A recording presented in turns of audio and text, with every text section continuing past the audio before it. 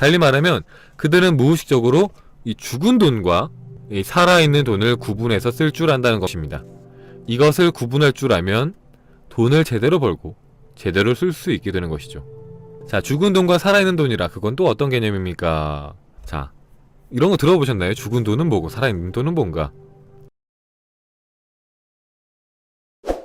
자, 그리고 또 중요한 게 119페이지 보면은 대신에 기간을 정해야 합니다 라고 나와요. 기간을. 이게 어떤 걸 내가 가장 하고 싶어하는 일이 무엇인지 생각을 하고 기간을 정하는 겁니다. 그래서 한 1개월 정도, 한 달 정도는 어찌되었든 지금 하고 있는 일에 전력을 다해보라고 말을 합니다. 그러면 거짓말처럼 당신이 해야 할 일, 당신이 나아가야 할 길이 눈앞에 분명히 드러날 거예요. 저를 한번 믿고 한번 해보세요. 그러자 저자가 물어보죠. 그 다음은요? 그렇게 해서 당신이 원하는 일이 무엇인지 찾아냈다면 꿈을 이룬 당신의 모습을 늘 마음속에 그리고 그 속에서 떠오르는 직감으로 행동을 하세요. 그 일을 실현하기 위해서 필요한 행동들을 과감하게 행하는 것입니다. 그러면 반드시 길은 열리게 되어 있습니다. 거듭 강조하지만, 자, 저도 여기 강조합니다. 이거 되게 중요합니다. 자, 거듭 강조하고 정말 중요하지만 이때 중요한 것은 당신이 그 꿈을 이루기 위해서 할 수 있는 일이 아니라 당신이 하고 싶은 일을 최우선으로 생각해야 한다는 것입니다. 자, 어떤 꿈을 정할 때 있잖아요. 그러니까 이게 왜 나왔냐면은 제가 중간중간에 좀 건너뛰어갖고 이렇게 됐는데, 그러니까 이 저자가 물어봤어요. 본인이 근데 하고 싶은 일이 뭔지 모르면 어떻게 해야 되냐고.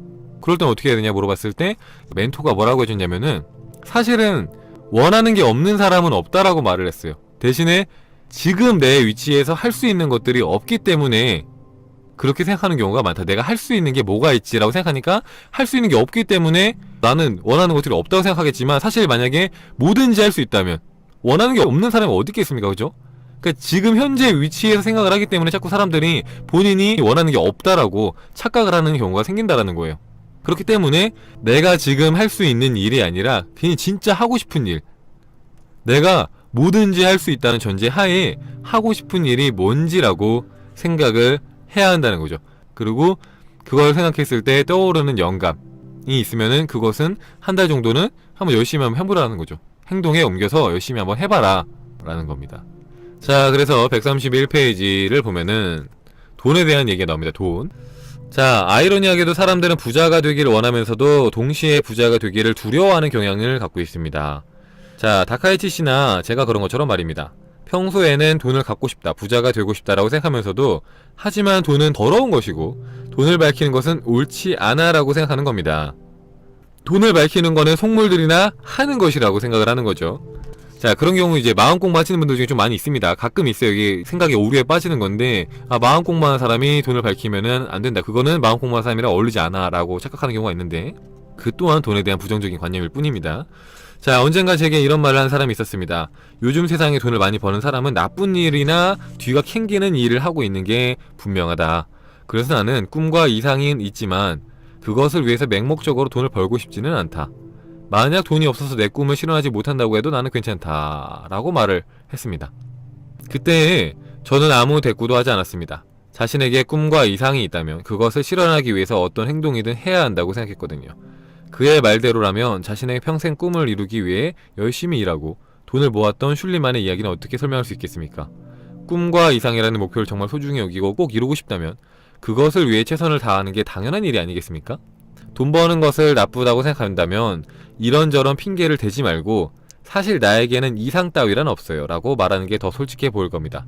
무능함을 합리화하려고 도덕 군자 같은 표정을 지으면서 돈을 밝히는 건 옳지 않아요 라는 식으로 말하는 사람들에게 저는 혐오감과 분노를 느낍니다. 그런데 문제는 우리도 무의식 중에 그 사람처럼 돈에 대해서 잘못 인식하고 있다는 겁니다. 그것은 동서양을 막론한 문화적인 윤리관 때문이죠. 우리는 어린 시절부터 우리도 모르는 사이에 돈을 밝히는 것은 부끄러운 일이다 라고 교육을 받아왔습니다.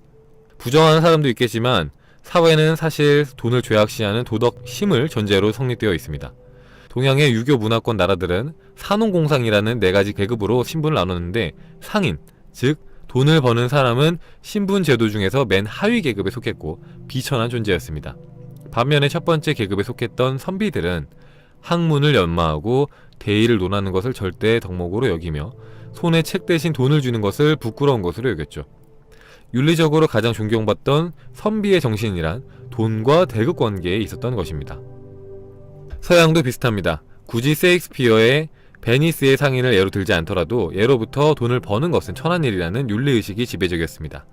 이것은 기독교 문화의 윤리관이기도 한데 성서나 유대교, 이슬람교의 교전 등에서 이러한 개념을 볼 수 있죠.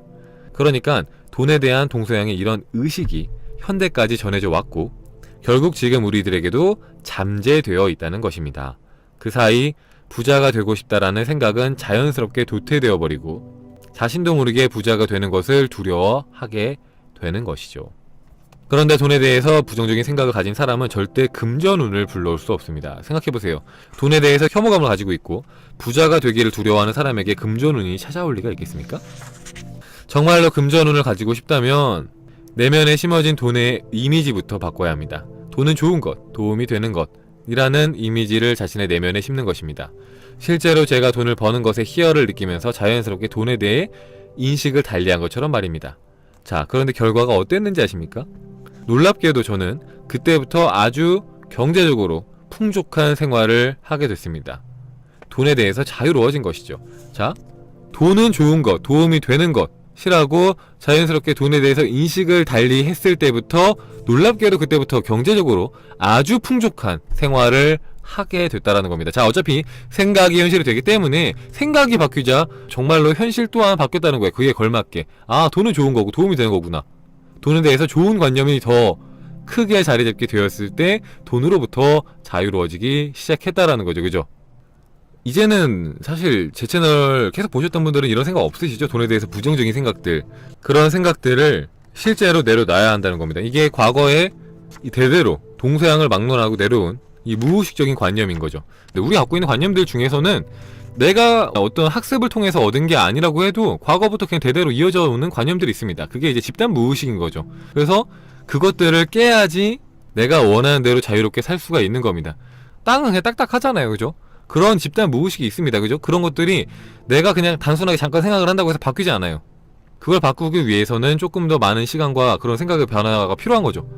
근데 뭐 그건 굳이 땅이 뭐 말랑말랑하다 이런 믿음들은 가질 필요가 없지만 내가 원하는 믿음들을 얻기 위해서는 이제 일관되게 생각을 유지를 해야 한다. 자, 그래서 계속 보면은 자 135페이지 보면은 자 혹시 돈이 돈을 창출해낸다는 말을 들어본 적이 있습니까? 네, 들어보긴 했습니다만 그래요. 돈이 돈을 창출해낸다는 말은 마스시타 전기산업의 창업주인 마스시타 고노스케와 자동차왕 헨리 포드, 금융왕 로스차일드가 한 말이기도 합니다. 초자연적인 현상을 뜻하는 게 아니라 돈을 가진 사람의 생각이 돈의 흐름에 새겨지면 그 돈에도 생각이 깃든다는 뜻에서 나온 것이죠. 그런데 돈이 이런 흐름을 타고 사회에 유통되긴 하지만 그 과정이 결코 공평하진 않습니다. 어떤 이에게는 많이 흘러가고 또 어떤 이에게는 조금만 흘러가죠. 여기에는 열심히 일한 사람에게는 돈이 많이 흘러가고 그렇지 않은 사람에게는 흘러가지 않는다고 하는 상식적인 논리가 통하지 않습니다. 맞아요. 주변을 둘러보면은 밤낮 없이 열심히 일하는데도 불구하고 궁핍한 생활을 계속하는 사람이 있는가 하면 별 노력 없이 대충 사는 것 같은데 전혀 돈에 쪼들리지 않고 오히려 돈이 썩어나고 풍족하게 사는 사람들이 있습니다. 자, 다카이치 씨는 그런 이유가 뭐라고 생각하세요? 그들 사이에는 도대체 어떤 차이가 있다고 생각을 하시나요? 자, 글쎄요. 그것은 뭐 운이라고밖에 생각을 할 수 없을 것 같은데요. 맞습니다. 운이죠. 그렇다면은 그 금전운을 내 쪽으로 끌어당겨야겠죠? 금전운을 끌어당기다니요? 그런 게 가능합니까? 아, 다카이치 씨는 운이라는 것을 수동적으로 받아들이시나 보군요. 하지만 그렇지 않습니다. 분명히 운은 내 것으로 끌어당길 수 있는 것입니다. 특히 금전운을 끌어당기는 것은 돈의 흐름을 자신에게로 끌어당기는 일이죠. 아까도 이야기했듯이 돈은 흐름에 따라 존재하기 때문입니다. 또 돈은 원활히 흐르는 장소로 향하려는 성질이 있습니다. 정체를 피하고 큰 흐름에 합류해서 마침내 강이 되려는 거죠. 그러면은 이제 금전운에 대해서 본격적으로 이야기를 해볼까요? 어떻게 하면 금전운을 끌어당길 수 있을지 말입니다. 아까 제가 돈에 대한 생각이 금전운을 좌지한다고 말씀을 드렸죠? 거기서 좀 더 덧붙이자면 그건 바로 돈에 대한 태도 또한 금전운을 좌지우지한다는 것입니다. 그래요. 진정한 부자는 돈을 쓰는 법부터 다릅니다. 불필요한 것에 낭비를 하는 법이 없고 평소에는 인색하더라도 인간관계나 자신의 가치를 높이는 투자에는 과감하죠. 그것도 아주 기분 좋게. 달리 말하면 그들은 무의식적으로 이 죽은 돈과 이 살아있는 돈을 구분해서 쓸 줄 안다는 것입니다. 이것을 구분할 줄 알면 돈을 제대로 벌고 제대로 쓸 수 있게 되는 것이죠. 자, 죽은 돈과 살아있는 돈이라 그건 또 어떤 개념입니까? 자, 이런 거 들어보셨나요? 죽은 돈과 살아있는 돈. 죽은 돈은 뭐고 살아있는 돈은 뭔가? 돈에 대한 태도가 금전운을 좌우한다. 진정한 부자는 불필요한 것에 낭비를 하는 법이 없고 평소에는 인색하더라도 자신의 가치를 높이거나 아니면은 인간관계에 도움이 될 수 있는 그런 투자에는 과감하다. 기분 좋게 쓴다. 이렇게 말을 하는데, 자, 살아있는 돈이란 글자 그대로 돈을 살아있게 하는 일입니다. 돈을 흐르는 대로 두는 것이죠. 좁은 의미로는 당신의 가치를 높이기 위해서 쓰는 돈이고, 넓은 의미로는 보상을 원하지 않는 무상 원조와 기부 등 사회에 도움이 되는 돈을 말합니다. 자, 살아있는 돈이라 내가 대가를 바라지 않고 남들에게 지불하는, 기부하는 그런 돈들을 말한다. 약간 그거 생각나지 않나요? 성경에 주는 대로 받을 것이다. 그리고 여태까지 봤던 끌어당김 책들 중에서 이런 말들 나오잖아요. 당신이 주는 것에 몇 배를 돌려받게 될 것이다. 대신에 내가 뭔가를 이렇게 주면서 보상받기를 바란다면은 오히려 받지 못할 것이다. 오히려 가난해질 것이다. 이렇게 말하잖아요. 자, 그게 그대로 나옵니다. 죽은 돈이란 흐름을 차단시키는 돈입니다. 좁은 의미로는 인색함과 충동적인 지출, 허세와 체면을 위해서 쓰는 돈, 혹은 뜻밖의 횡재로 얻은 돈이고, 넓은 의미로는 보상을 전제로 한 원조나 기부, 욕심에 의한 투자, 명예를 사기 위한 지출 등입니다. 특히 이기심으로 포장된 금전욕은 당신에게 순간적인 부를 제공할 수는 있지만 반드시 강한 반격으로 돌아온다는 점을 기억하세요.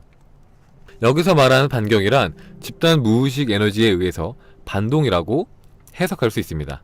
당신의 숨겨진 이기주의, 즉 자신만 이익을 얻을 수 있다면 그 외에는 어떻게 되든 알 바 아니라는 생각은 전 세계에 잠재되어 있는 무의식의 카오스와 동조에 증폭됩니다. 이 해석은 융 심리학에 따른 것이죠. 중요한 것은 당신의 이기심이 집합적 무의식 아래서 싱크로니시티, 이 불가사의한 우연의 일치를 일으키고 인생의 어떤 시점에서 좋지 않은 일이 한순간에 불거져 나오게 한다는 것입니다. 따라서 돈의 반격을 피하고 싶다면 살아있는 돈을 써야 합니다. 돈은 원래 부의 상징입니다. 부의 상징이란 곧 살아있는 돈의 개념과도 같습니다. 그런데 사실 돈이 살아가는데 꼭 필요한 수단이라는 인식은 있어도 돈 자체가 부의 상징으로 인식되기란 현실적으로 매우 어렵습니다. 대부분 사람들의 지출 항목만 봐도 알 수 있습니다. 그것은 대개 생활비와 여가비로 나뉩니다. 그 중에서도 수입의 대부분은 생활비로 쓰이고 나머지는 여가비와 저축으로 다시 나누죠. 그리고 다시 수입을 얻기 위해서 일을 하고요. 이와 같은 일상의 사이클 속에서 움직이는 돈은 결코 부를 상징하는 작용을 못합니다. 이때 돈은 수단으로만 인식되어 일상생활을 영위하기 위한 단순 도구로만 작용할 뿐입니다. 분명히 기억해두세요. 돈은 단순히 수단으로만 취급받는 순간 그에 상응하는 작용밖에 하지 않습니다. 이건 아주 중요한 사실입니다. 돈을 수단으로만 본다면 그것은 우리에게 다가오지 않습니다. 수단으로서의 돈은 그 역할을 마치고 나면 아무것도 남지 않으니까요. 부의 상징으로서의 돈을 거머쥐기 위해서는 돈을 존경해야 합니다. 돈을 수단이 아닌 우리 삶을 영위하기 위한 사회적 보수라고 여기면서 경의를 가지고 대해야 합니다. 그러면 돈은 본래의 의미이자 상징인 부가 되어 반드시 우리에게 찾아옵니다. 금전운이 붙기 시작하는 것이죠. 그것은 어떤 때는 빠르고 다양한 정보로, 또 어떤 때는 다른 사람들과의 만남으로 나아가 새로운 기회를 나타냅니다. 물론 돈을 존경하라는 말이 다소 억지스럽게 들릴 거라는 거 잘 압니다. 하지만 이 개념을 자신의 가치를 스스로 인정했을 때 비로소 다른 사람들에게 인정받을 수 있다라는 인간관계에서의 그것과 같은 맥락으로 생각해보세요. 훨씬 받아들이기 쉬울 겁니다. 자, 그러니까 돈의 가치를 높이 평가하면 비록 무생물이라 할지라도 돈이 그에 걸맞는 기능을 한다는 뜻인가요? 바로 그거예요. 돈을 존경하라는 논리도 상당히 신선한데요. 신선하다 뿐입니까? 실제 효과도 있을 겁니다. 그 개념을 정확히 이해하고 제대로 실행하기만 한다면 말이죠. 중요한 것 하나를 빠뜨릴 뻔했는데 돈을 버는 행위에만 너무 집중해서도 안됩니다. 하루하루 생활하는데 급급해서 당장 눈앞에서 수입이 늘어나게 하는 것만 생각하는 것도 바람직하지 않다는 뜻입니다. 그런 태도로는 절대 금전운을 불러들일 수 없거든요. 자, 이거는 어려운 게 없죠, 그죠? 우리가 돈에 대해서 갖고 있는 그 무의식적인 부정적인 생각들을 먼저 없애야 하고, 지워야 하고, 그리고 돈을 쓸 때는 이 죽은 돈과 살아있는 돈을 구분해 써야 하는데, 살아있는 돈이란 우리가 대가를 바라지 않고 쓰는 돈입니다. 그죠? 대가를 바라지 않고 쓰는 돈, 혹은 나의 뭔가 가치를 올리기 위해서 쓰는 돈. 예를 들어서 내가 뭔가 학원에 등록해서 뭔가 배우기 위해 돈을 쓴다. 이거는 살아있는 돈이죠. 그죠? 나의 가치를 올리는 돈이니까. 그죠? 그리고 인간관계에 조금 더 도움이 될 수 있는 방향으로 돈을 쓴다. 이것도 살아있는 돈입니다. 그죠? 그렇게 돈을 쓰면서 내가 사줬으니까 다음번에 얘가 사주겠지. 뭐 이건 아니겠죠. 이건 죽은 돈입니다. 왜냐? 대가를 바라니까. 죽은 돈이라는 것은 내가 뭔가를 하면서 그에 대한 대가가 돌아오기를 바라는 그런 마음을 갖고 있는 돈이 죽은 돈이에요. 그리고 이제 충동적인 지출. 내가 원래 계획이 없었지만 충동적으로 쓰거나 아니면 내 허세 혹은 체면을 위해서 쓰는 돈, 혹은 뜻밖의 횡재를 얻은 돈은 죽은 돈이다. 그리고 이제 보상을 기대하면서 쓰는 돈들도 죽어있는 돈이다. 그러니까 이거는 사실 마음의 법칙으로 봤을 때 그냥 당연한 말입니다. 당연한 말이에요. 우리가 생각하는 대로 이 현실을 산다고 했잖아요. 근데 어떤 대가가 돌아오길 바라면서 돈을 쓴다는 것은 나는 지금 돈이 부족해. 그러니까 이거 썼을 때 돈이 돌아왔으면 좋겠어. 라는 마음인 거예요. 근데 그 대가가 돌아오길 바라지 않으면서 쓰는 것은 어떤 마음이냐면은 나는 돈이 많아. 나는 풍족해. 나는 풍요로워. 라는 마음이 있는 거예요. 그죠? 그렇기 때문에 그렇게 썼을 때는 당연히 돈이 더 돌아오겠죠. 근데 대가를 받을 때는 결핍의 마음, 가난한 사람의 마음이기 때문에 당연히 오히려 돈이 끊기는, 흐름이 끊기는 그런 죽은 돈의 흐름을 갖게 되는 겁니다. 그리고 또 하나 보면은 돈을 수단으로서만, 그러니까 우리가 돈의 가치를 높게 평가하면은 돈이 나에게로 온다라는 것도, 그죠? 결국에는 이제 돈을 아끼고 돈을 소중하게 하고 돈을 사랑을 하라라는 거잖아요. 그렇게 했을 때 돈이 나한테 더 많이 올 것이다. 돈을 약간 인격체라고 생각하라고 하는 그런 다른 자기 개발서들의 말과 이제 일맥상통하는 겁니다. 돈의 가치를 높게 평가할수록 나한테 올 것이다. 왜냐면은 사람도 내 가치를 높게 평가하고 나를 소중하게 여겨주고 나를 아껴주고 내 가치를 알아주는 사람한테 더 찾아가잖아요. 그죠? 그런 것처럼 돈도 본인의 가치를 알아주고 소중한 데 쓰는 사람한테 간다라는 거죠. 근데 그 소중하게 쓴다는 것은 내가 그냥 막 충동적으로 막 쓰는 게 아니라 정말로 의미 있는 일들에 쓰는 거죠. 그렇죠? 내가 정말로 행복할 수 있는 일이나 혹은 내 주변 사람들이 행복해질 수 있는 일에다가 돈을 쓴다. 이건 굉장히 내가 돈을 소중하게 쓰는 거고 돈을 아끼는 거잖아요. 그죠? 그럴 때는 돈을 쓰고 그렇지 않을 때는 돈을 아껴놓고. 왜냐? 그런 순간이 오면 써야 되니까. 그죠? 자, 앞으로 다시 돌아올게요. 자, 29페이지부터 보도록 하겠습니다.